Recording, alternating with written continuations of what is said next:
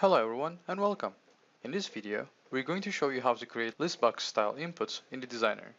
Listbox is a variation of radio button input which allows users to choose from a list of options.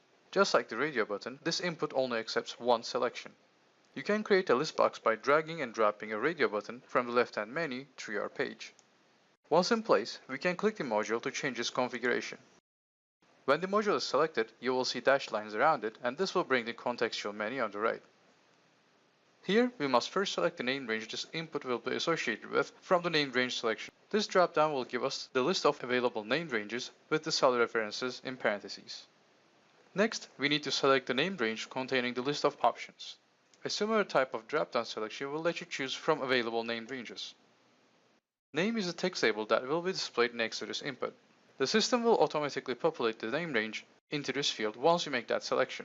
We can simply change this by clicking and editing.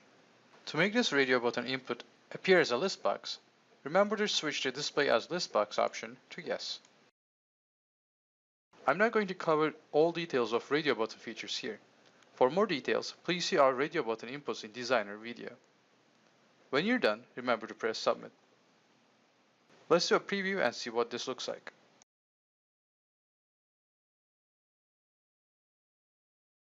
The fields will be highlighted once the user makes a selection. Thank you for watching.